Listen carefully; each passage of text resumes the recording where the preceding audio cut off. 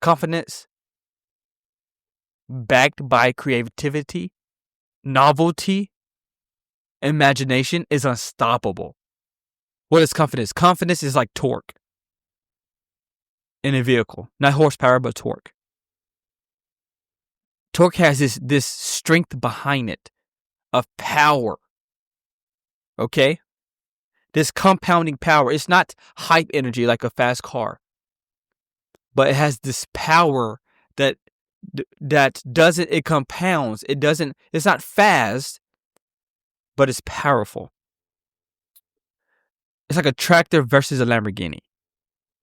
Okay? If you're like, well, the Lamborghini has 1,000 horsepower, it's going to take it. No, it's not. Don't be stupid. All that hype energy doesn't matter. You tie them up together from back end to back end. Yeah. The tractor's going to pull. Why? Because it's confidence. That is confidence. It is groundbreaking, slow, compounding effort, ideologies, backed by an ability to have novelty and creativity and imagination. What is that? Your ability to navigate. Novelty, creativity, and imagination is a navigation. There's no navigation without novelty, creativity, and imagination. Why? Because you can't see, comprehend, or even taste the way forward. You want to move forward? You want to go forward? You first need to have confidence. You want to be successful? You want to have progression perpetually throughout life? You want to have a kingdom? You want to build an empire? Have confidence backed by creativity, novelty, and imagination. Why? Because there is no creation without creativity, novelty, and imagination. And once you get those, you become unstoppable. I created the execution playbook for leaders and high performers to hit bigger goals faster with less wasted effort. Now let's get into the show. Welcome back, everyone. We are about to dive into Credos 41 through 45. And if you have been enjoying this, then I recommend to you to share it with people in your circle of influence, to allow those you believe has potential for growth, that has potential to impact the world in a generous way, a generous strategy. Those in your circle that has this humanitarian viewpoint of things, then I say allow them to grow with you with this show, because we are diving into principles that only leaders and high performers will use to execute. People that doesn't do anything in life, they don't need these. These are only used by those who are pushing against the grains and trying to affect things that are not yet affected. So, Credo 41. Kekit says, there is no such thing as just a little theft or just a little dishonesty. Kekit is telling you and I that do not stand, do not placate on the boundary line of just a little theft or just a little dishonesty. He's saying you are lying to yourself. You are fooling yourself. Your future self, you are putting them in a grate, in a cage. You are putting a lid onto their life. Why? Because you are setting them up for failure. You are digging the grave for your future self if you are allowing yourself to believe that just a little theft and just a little dishonesty is okay. No, they're not.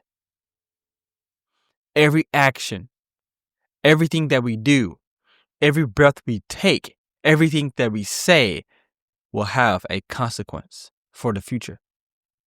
It's creating a future circumstance for ourselves. We are literally in present time investing our time, energy, and resources into the future. Whatever we do now, we create of our future. So we're not actually investing to our now, we are investing into our future. So do not placate and tread on the line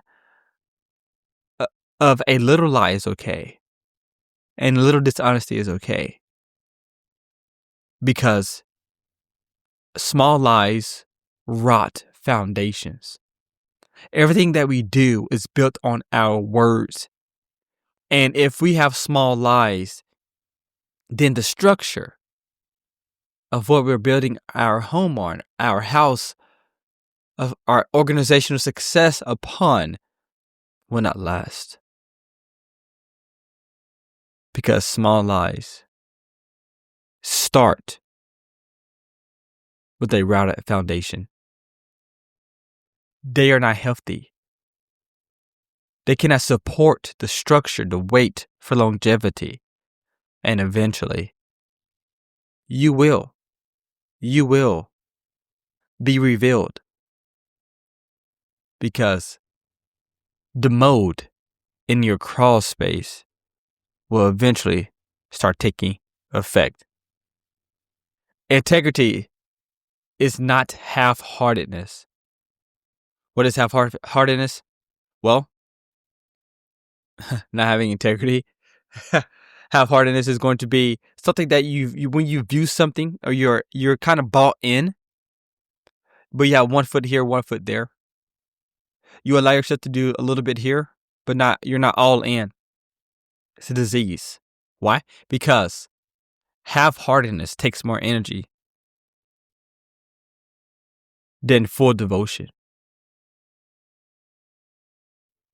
Your ability to be fully devoted takes less energy than you being inconsistent. And what am I saying? If you like to say, oh, just a little theft or just a little dishonesty every once in a while is okay, they're never okay. And it's not something we should play with and be half-hearted in. It's better for you to be all in on your theft and dishonesty than half-hearted. There's a quote in the Bible in Revelations, and when Jesus, and he talks about the churches, and he says the lukewarm church he will spit out because it's disgusting. And that's just an example of that. You can't be lukewarm in your heart. You can't have both parties hot and cold together. Either you're all in or you're not. And this is the same here. Integrity, grit, commitment is not half-heartedness. It is not being in both parties at the same time and having your heart devoted to them. No. Destruction is coming your way, and you are creating a hole for your future self to be stuck in. Your honor compounds, but your compromises will spread like infection. You want to be honorable? Speak honorable. Speak with honor. Speak as if you're going to be held accountable now. As if there's no delay for infestation to grow, for your wood to rot. But right now, you've had to pay a price for every lie and every dishonesty and every theft. Allow honor. Allow your words to be honorable, to be accountable, to be held with high esteem. But when you compromise this, it will spread like an infection. So don't lose your integrity. Guard it and hold it as a priceless material of your life. Okay, Credo 42. Keke says, lead by example, period. Done. People will follow you, not just your words. I don't know if you know, but we are emotional beings. We like to connect on the emotional level. Everything that we do comes out of emotion. I know we're big on rationalizations and how we like to rationalize everything as humans, but emotions are a pair with rationalizations. Why? Because anything that we internally don't really agree with and we are afraid of, we don't enjoy, love, appreciate, we don't embrace, which means we discard it out of our lives. And so rationalizations can be the only thing that we value as people, because if we didn't have a heart that aligned with it, we wouldn't do it or follow with it. What am I saying? Well, people, the people that you lead. If you are a leader or seeking to be a leader, people follow character and they inherit those character traits. Okay? What am I saying? Well, when you are leading, the words you say, the ideologies you subscribe to, the goals you have, those are the things not only that they follow, but they follow on how you follow your own behaviors, your own ideologies. What are the things you believe and how do you act according to those beliefs? So they don't just follow your instructions. They follow how do you behave behind those instructions. What am I saying? Well, when you have a goal set, you have a standard set, that is an instruction. But they follow your integrity to follow up and be all in on those instructions. Your behaviors. What are the things that you do? And those things in a microly design, they leak out and bleed over to your culture of people. You don't have to say a word. Leadership isn't about talking. Leadership is about showing with my identity who I am and who I choose to be. That is leadership. Leadership is not blabbling about crap you think is important. No, it's, hey, I'm going to show you the process. I'm going to show you from a position. Why? Because leadership is the captain, and the captain's always in the front of the boat. Influence always begins with imitation. With your people starting to imitate and become like you. What is this? Well, in your culture, in your demographic, your people will imitate your behaviors. They literally will start to do the same exact things that you are doing.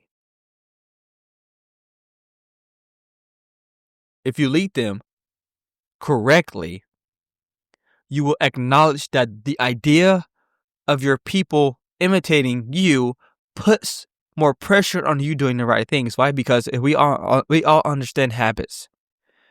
And once we lead people into bad habits, it becomes intense to replace those bad habits with good ones.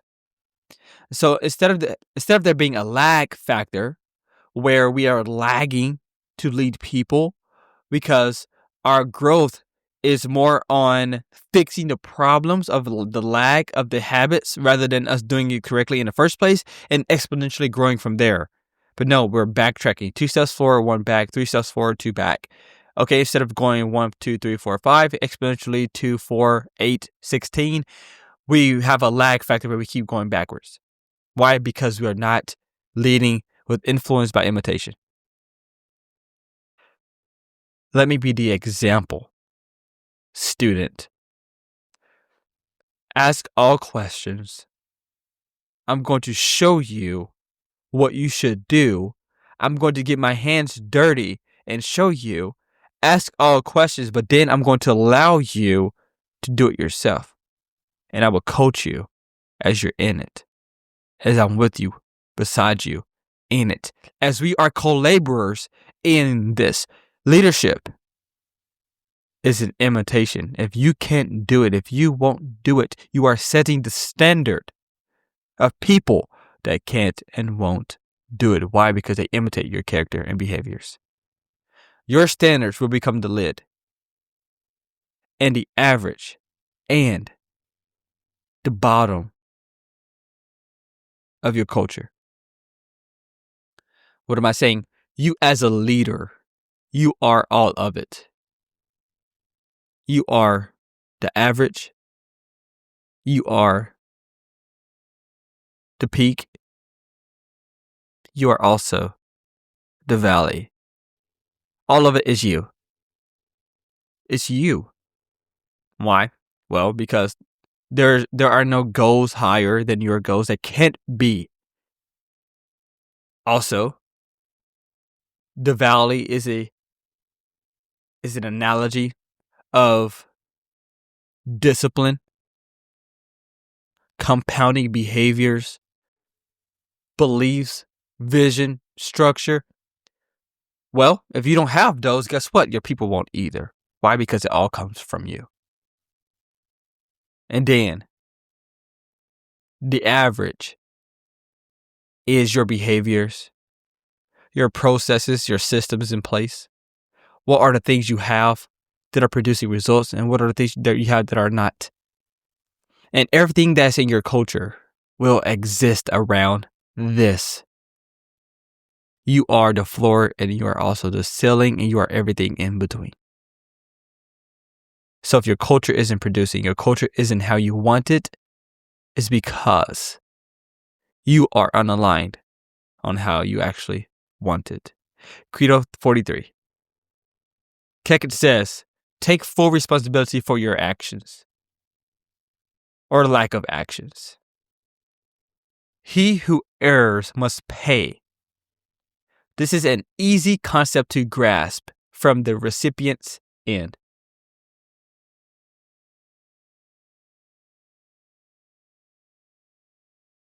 You taking ownership is the beginning, is the birthplace of having power. There is no succession without ownership. There isn't. In any position, in any faction of life, there is not any succession, any progression without ownership, without an increase of responsibility.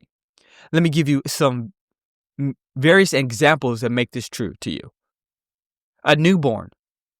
When a newborn is in the mother's womb, before the birth begins, there's a complete dependency.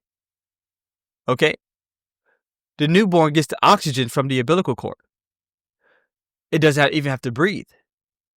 Oxygen floods through the umbilical cord into the body. And so, why am I saying this?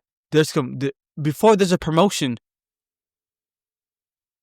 to exist on earth, before there is the gift of that, before is there succession, it succeed out. It goes to the next step of life from the womb to outside the womb. It has to. The newborn has to take on more responsibility. And what is that? First thing is breathing on its own. It no longer receives oxygen. No longer from the mother. That's the first step of ownership. Next, when a king is promoted, when a king is promoted, whether he's 8 years old or 50 years old, he doesn't get promoted and say, well, I don't need to take any responsibility. No, you're taking every responsibility that the king has. You're taking the most responsibility in the kingdom. Most things and the leadership of all things are on your shoulders now. What am I saying here? You want power? You want progression? You want to succeed in life? If you're like, hey, I haven't moved up, I haven't succeeded in the last 5, 10, 20 years, this is why. You have abdicated your ability to be responsible for what's important. You have not taken ownership of the most important things in your life. And you have lied to yourself. Excuse making is silent self-abdication. Self-separation. The word excuse, it means to separate. What does that mean? It means to separate you from your goals. Why? That's what it means. So if you're making excuses, the only thing you're actually just doing is separating you from your goals. You cannot have a mindset that allows you to make excuses. Either you get the job done or you don't, period. Responsibility is non-transferable. You cannot transfer it. It cannot be transferred. You have to take full responsibility for your actions. And there has to be a cost of inaction. Keke says, he who errs must pay. Those who make errors must pay. That has to be a non-negotiated rule on your life. You can't negotiate with these things. And the more you do, the more you are abdicating ownership. Why? Because every time an owner owns something and he's responsible for that thing, he always pays.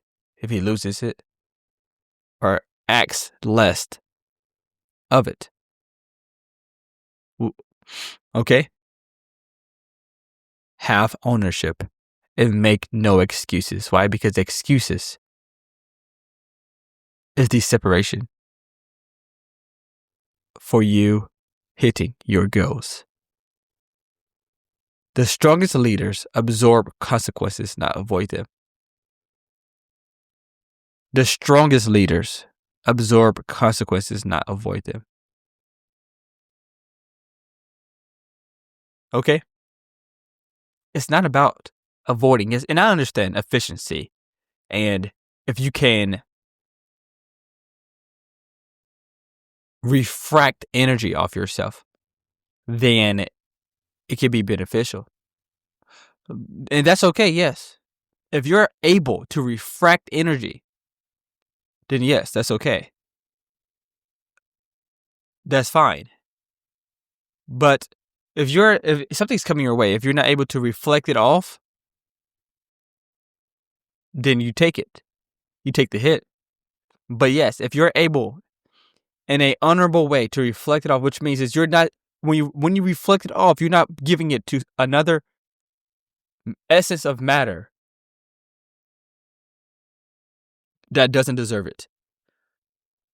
That is not theirs. You can't reflect it to someone else. You can't give it over to someone else. Why? Because it still falls on you. Energy would only go where it's designed to go, where it's fitting to go. Energy is never wasted. It's only misconstrued, mistransformed, and unaligned. But it always goes where the sender deem it to go and where it's supposed to go. What I'm saying is, so if you are supposed to take responsibility for something and you don't, the energy will never leave until you do. Why? Because you can't transfer it. Energy isn't transferable. It's transformational, but not transferable. And you must receive it or reflect it. But you cannot abdicate it and separate yourself from it. Credo 44. Keke says, an hour of effective, precise, hard discipline and integrated thinking can be worth a month of hard work. Thinking is the very essence of and the most difficult thing to do in business and in life. Empire builders spend hour after hour on mental work while others party.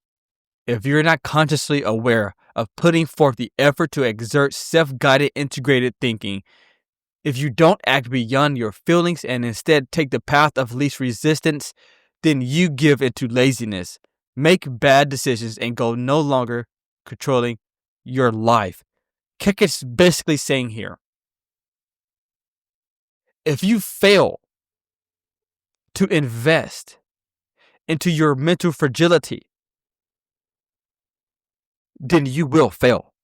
You will lose the ability to control your life. You will not have the ability. You will not wield the power to guide your life if you're not able to think and produce fruit through your mind. You lose it. If you're not spending time on precise, hard, disciplined thinking, then you will lose the ability to have a effective, precise, disciplined life. You take it. You take it how you want it. Okay? Your thinking is the ultimate force multiplier. Get this in your psyche here. Get this in your psyche. Your ability to be smarter, to have more discernment, to your ability to decide in a situation, to separate from what is right and wrong, to understand the forces in play is highly profound. If you demonetize this, if you decrease the importance of your thinking and your ability to navigate through situations by your thought processes, then you are foolish. Because if you only live off knowledge, then you will lose.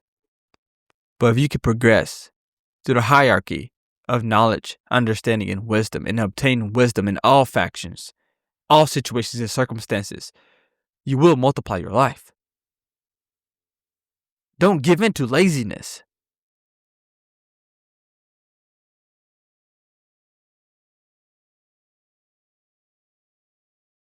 You must have integrated thinking. Thinking that comes with strategy. Work without strategy becomes motion without progress. Objectively. You're saying, well, I'm working and I'm learning. I'm working and I fail and I learn. Yes, I know that. But compared to what you could be doing if you were to have strategy, you're motionless. You're stagnant. Have strategy. Have integrated thinking. Spend your time on mental work. Do the job how it's supposed to be done. Do not abdicate this. Do not neglect it. You must work on your mental work. Because if you don't, your life will be full of hard work.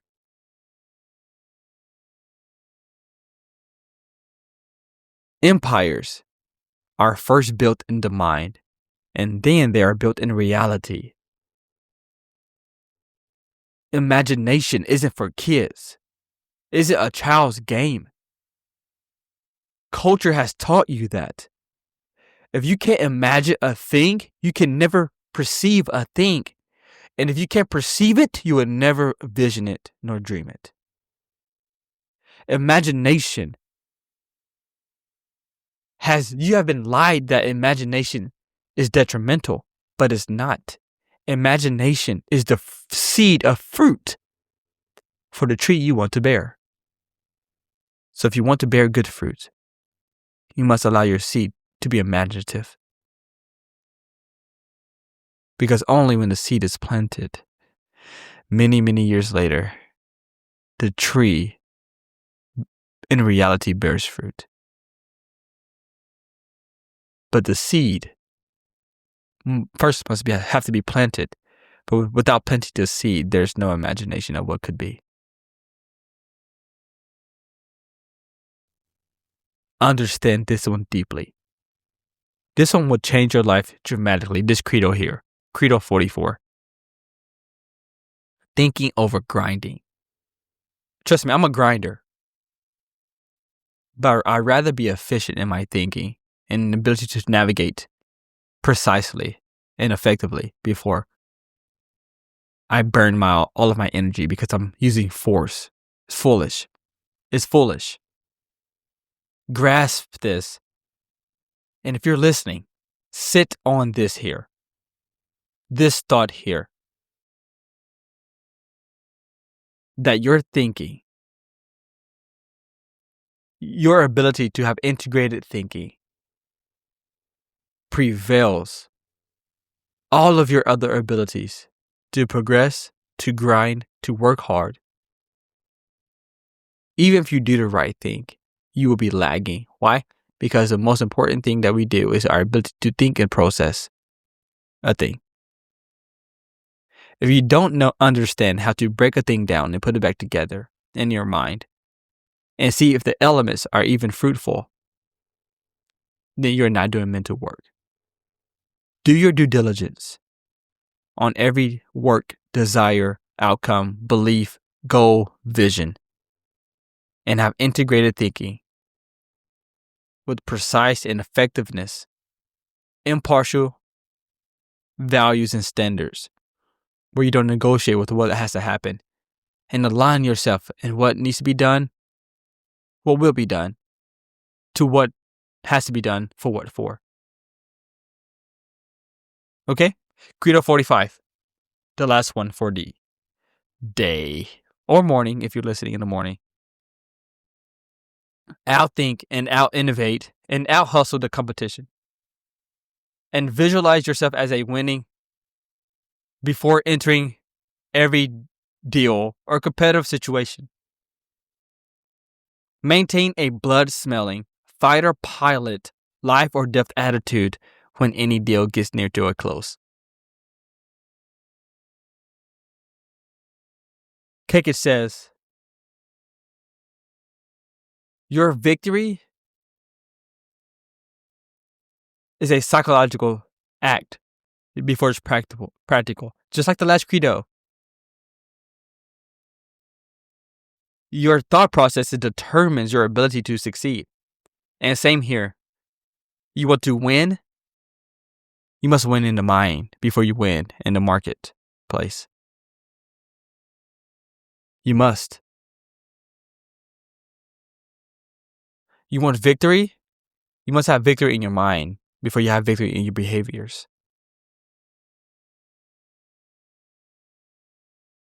You want the right behaviors? You must be able to imagine and be okay with doing the things you need to do. And you cannot negotiate with them. You must have victory in your negotiation before you have victory in your behaviors. And if you want victory in your negotiation, you must have a grit of discipline where you don't even give an ounce. You don't tread on the line. You don't placate on the line of negotiation. But you see your goals. You see what has to be done. You do it. He said you must vividly visualize yourself winning. Here it is, imagination again. If you cannot have an imagination of yourself winning, if you can't do it, how do you explain to yourself on how it's going to be possible for you to do it, embrace it, and even succeed in it? Not just one time. We're talking perpetual success. How do you view it? It won't happen.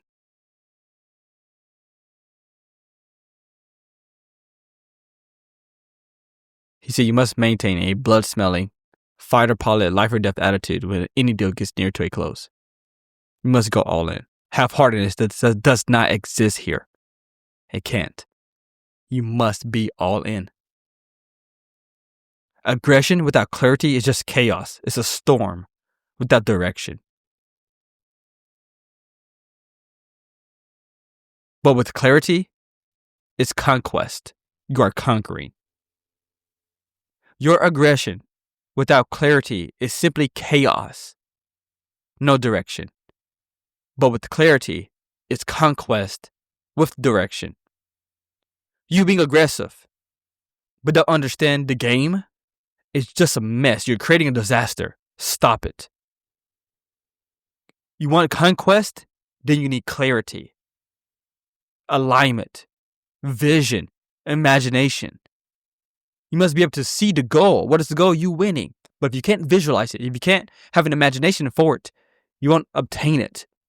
You can't. I'm not talking winning one time. I'm talking a lifestyle, a progression, of success. You must abdicate. You must lose chaos. Chaos must be gone from your lifestyle. You must have order and discipline. Order and discipline. Is unstoppable. What is confidence? Confidence is like torque in a vehicle. Not horsepower, but torque. Torque has this strength behind it of power. Okay? This compounding power. It's not hype energy like a fast car. But it has this power that it compounds. It's not fast, but it's powerful. It's like a tractor versus a Lamborghini. Okay? If you're like, well, the Lamborghini has 1,000 horsepower, it's going to take it. No, it's not. Don't be stupid. All that hype energy doesn't matter. You tie them up together from back end to back end. Yeah. The tractor's going to pull. Why? Because it's confidence. That is confidence. It is groundbreaking, slow, compounding effort, ideologies, backed by an ability to have novelty and creativity and imagination. What is that? Your ability to navigate. Novelty, creativity, and imagination is a navigation. There's no navigation without novelty, creativity, and imagination. Why? Because you can't see, comprehend, or even taste the way forward. You want to move forward? You want to go forward?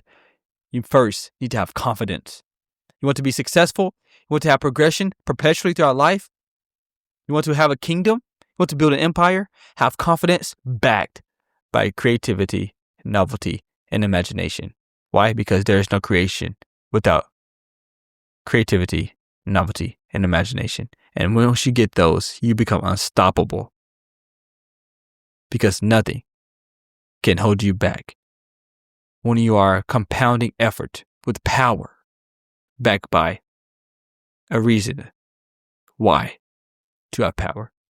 So your weekly challenge this week: lead yourself harder than you lead others and than you have ever led yourself before. Spend more time thinking daily. Set a goal for yourself from 10 to an hour, 10 minutes to 1 hour of how much time you want to spend thinking daily. Write down 2 to 3 things that you want to think about daily before you go to bed or whenever you do it. Write those down the previous day for the next day. And whenever you go into your thinking session, you sit there, you lose all distractions, and you simply think about the things that you wrote down. Don't do more than 3. Don't do less than 2, if possible. If you have only 1, that's fine. But never go past 3. And once you figure this out, spend 1 hour of deep thought, discipline, and visualize it. Visualize your goals, your processes in your mind on paper. Put it on paper. Instead of defaulting to motion and being on the hamster wheel, write down your heart and your thought processes and visualize them. Why? Because on Credo 45, he said, you must vividly visualize yourself as winning. And if you can't do that, you won't win. Period. That's all I have for you this week. Talk to you next one. Deuces.